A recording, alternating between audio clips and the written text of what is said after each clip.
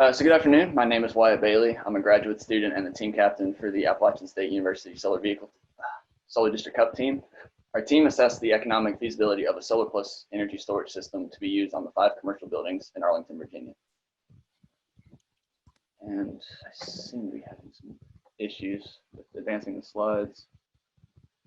So our team consists of 2 graduate students, 4 undergraduate students, and 2 faculty advisors. So we're all sustainable technology and building science majors. So we came in with some level of experience with solar PV and battery storage technology, but really no formal experience with financial analysis, project development, or electrical systems in general. So with limited know-how, we decided to let each team member kind of select the portion of the deliverable package they were most interested in working on, and they became a specialist in that area. So with each person having their own specialty, we were able to kind of build all the deliverable package alongside one another. So as we go through, each team member will introduce themselves and present the information that they worked on. So like I said, my name is Wyatt Bailey, and I worked on the distribution or on the dispatch strategy for the batteries. Good afternoon. My name is Aradhya Srivastav. I'm a grad student. So let's dive into our approach. Our goal was to minimize the life cycle cost of PV storage system by minimizing installation cost and maximizing the value of generated electricity. We process the energy consumption data to calculate the monthly and annual energy consumption, then systematically calculated the energy bill using the rate schedule. Simultaneously, we looked into available spaces for PV and brainstormed ideas to install the system at various locations on site. Since Crystal Parks is a very busy commercial complex with very limited open space, we decided against ground-mounted systems to allow for unobstructed and safe recreational areas for the employees. Next, we focused on the 5 roofs and used the Aurora Solar software to design a PV system with the maximum possible area for production. We included the setbacks in accordance with building codes to start working on the usable roof space. We tried a number of different tilts and orientation combinations and checked the production. It was found that a low slope array minimized the inter-row shading and increased the number of panels that could be installed. We looked into different kinds of mounting systems and installation time required for each, trying to keep the downtime to the minimum so as not to interfere with the operations of the complex. It was found that transporting the parts and equipment to the roof using a crane might be the fastest approach. Our decision after thorough study was to install ballasted mount low tilt angle of 5 degrees PV subarrays. Due to privileged access to roofs, only qualified people will have access to the system, which drastically brings down the chances of injuries to people and damage to the system. Decentralized PV system has many advantages. It is easier to install the system. Smaller sections improve operations and maintenance. It has a lower impact on production if a subarray is down and has lower probability of errors during installation. So to determine how best to utilize a battery storage system at Crystal Parks, we looked at how they were built for their energy usage. As you can see on the rate schedule on the right, there are 3 tiers of energy prices, and by far the most expensive energy comes during the peak periods of the A days, nearly 12 times more expensive than the next most expensive peak times on the B days. So with this in mind, we decided to plan our battery dispatch strategy around offsetting as much grid energy as possible during those peak times of the A days. We developed a charge and discharge algorithm that prioritized charging the batteries from our PV system during the B and C days when energy is cheap, and then discharging them during the peak times of A days. According to the rate schedule, there's only a maximum of 28 A days throughout the year, making our window for battery usage fairly small. However, we found that this limited window actually offered the greatest potential cost savings of any strategy that we explored. This slide just further illustrates the annual cost of electricity for these buildings. As you can see on the chart, once it comes back up, the vast majority of the electricity bill comes from the energy costs. Energy costs are further broken down in the chart on the right into the A, B, and C days. Although B days make up the largest portion of this chart at $500,000 a year, those charges are spread out over 264 days, whereas only A days at $435,000 is only spread across 26 days. It's for this reason, we felt that targeting A days would be an ideal strategy to both offset a large portion of the energy costs without putting a lot of stress on our battery systems. Good afternoon, my name is Remington. I worked on the conceptual system design report for the on and off-site system. So 4 out of the 5 roof arrays are divided into 3 subarrays, with the last roof being divided into 4 subarrays. Each roof has its own SMA tri-power 50 kilowatt string inverter to decentralize production and avoid expensive and bulky central inverters. This also allows us to shut down sections for maintenance rather than the entire system. The low-slope ballasted racking system orientates modules southward, avoiding areas where shading percentage is significant, and the half-cell technology of our modules drastically reduces losses from shading. The end result is an annual production of 1,051 megawatt hours. This is also coupled with a Tesla Power Pack system that boasts 80 megawatt hours of capacity designed to satisfy peak loads over a 10-hour period. Next. Here we just have some visuals of the design equipment references in the previous slide. In addition to our on-site system, we laid out a design for an off-site PV system that would offset 100% of Crystal Park's energy usage. The off-site PV farm would be a 29 megawatt PV system located between Furnace Road and I-95 in Lorton, Virginia, less than 20 miles from Crystal Parks. This land was previously home to the Lorton landfill that was since decommissioned in 2018.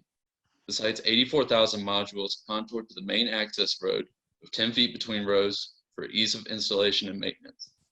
Being a former brown site, we chose a ballasted racking system to avoid penetration of anchors into the separation membrane of the landfill.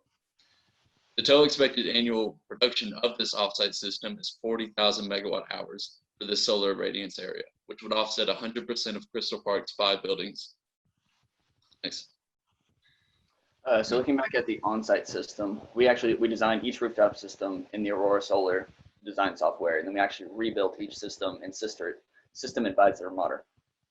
We rebuilt the systems in SAM to increase our confidence in the annual production calculations we were getting from Aurora, and then also to obtain half-hour production data to align with energy consumption data that was given to us. So in estimating system performance, we found that the greatest loss in production was due to the low slope design, which is what we expected. We were getting a reduction in performance of each rooftop by about 13%. However, the low slope design allowed us to increase the installed capacity by 20%. So we offset our losses that way. These combined 5 systems are expected to produce just over a gigawatt hour of energy each year. Compared to the 39.7 gigawatt hours that these buildings consume, we're achieving a grand offset of just over 2.5%. So once we had our strategy ready, we started adding our PV systems to the open DSS model one by one. We remained within the thermal limits, but many overloads and overvoltage faults were observed. First approach to mitigate the faults was to work on the volt-var curve, but it didn't seem to work well on our model. Next strategy was alternate routing. Many different combinations of distribution lines were tried, and it worked really well in bringing down the faults, as can be observed from the snapshot. Considering the significant size of our battery, we were hoping that it would eliminate the rest of them. Unfortunately, we were unable to get the complete model to run, so we couldn't see the effect of batteries on the grid. But due to our strategy of utilizing our battery to offset A days on peak demand consumption and using our PV to keep our batteries charged or meet the building consumption, we will have very limited grid interaction. Hello, my name is Danny Torres. I'm one of the undergraduate students, and I worked on our financial analysis. So for our on-site financial analysis, we first calculated the installed cost of our system to be around $33.5 million. And we came to that conclusion by using our installed cost assumptions, as you can see listed below. Next, we calculated our annual system savings, which started at $150,000 at year 1 and just increased every year per the rate of inflation. And next, to find the annual cash flows, as you can see there in the graph in the blue, we just added the investment tax credit and maker's depreciation schedule onto the annual savings. And as you can see, that had a great impact in the first few years of our cash flow. So this gave us a net cash flow over the 20 years of around $20 million, which averaged out to be an annual return of around 3%.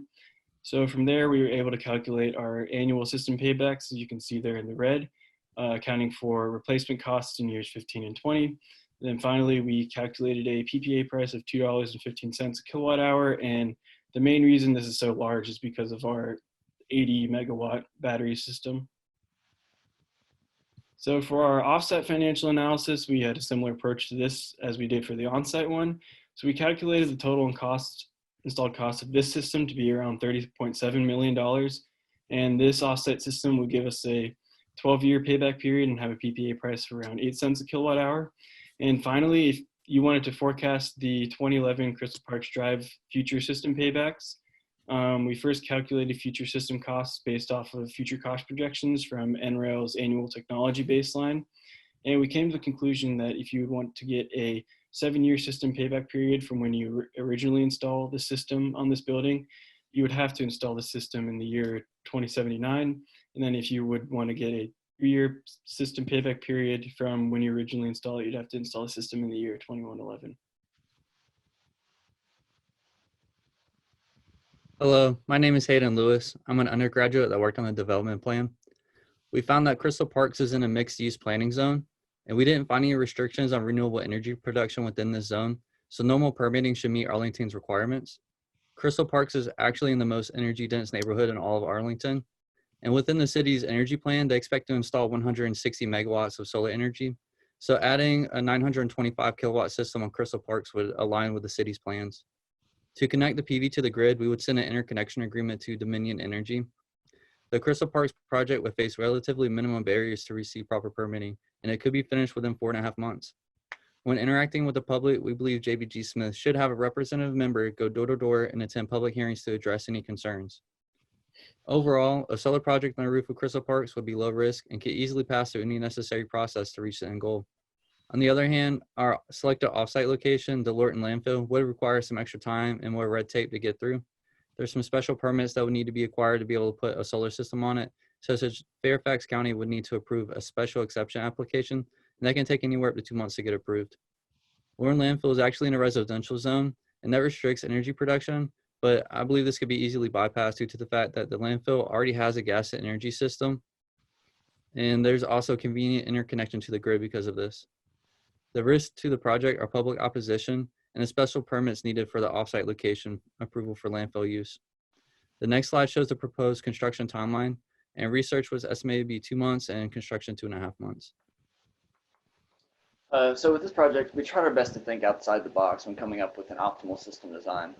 If we could completely offset the peak times of the A days, we calculated that we could produce an annual savings of around $400,000 a year, while only having to charge our batteries up to 28 times. This, of course, excluding grid outage events where the batteries could be used for backup. Overall, we felt that our approach to the system maximizes the use of available roof space to both minimize the recharge time for this very large battery pack, but also produce maximum energy and cost offsets. You can kind of see the operation of our battery dispatch strategy in the graph on the right, where you see the energy imports falling to zero, corresponding with the drop in the battery state of charge. Shows times that the buildings are completely satisfied by the batteries. And the energy imports are there in blue, and the battery state of charge is there in orange. So as you saw in the financial analysis, our system design resulted in a cost-ineffective solution for a PPA contract. However, we still felt that our approach to this competition was both justified and innovative in its own right. For this competition, we were able to develop our own, essentially a cost-responsive dispatch strategy for our battery storage. By targeting the A days with batteries, we produced significant cost savings throughout the year. Some of the factors we felt that had the greatest impact on the financial viability of our system were, first and foremost, a high energy consumption of these buildings, coupled with the limited roof space available for solar PV, and the essentially very low cost of energy throughout most of the year. Cost of batteries have obviously fallen dramatically over the last few years, but they're still expensive to the point where it can be cost prohibitive for projects of this scale. And then there were only 28 days allotted for battery operation with this dispatch strategy. Oftentimes in the summer, these peak A days fell back to back, I think up to 5 times at most. And so without the availability of grid charging, which Dominion does not allow currently, the battery system would essentially offer little cost savings on each successive A day after that first A day. So that's where the difference between the $400,000 expected and the $150,000 we were actually getting. So we wanted to thank the event organizers for this unique learning opportunity, and at this time we will open up for questions.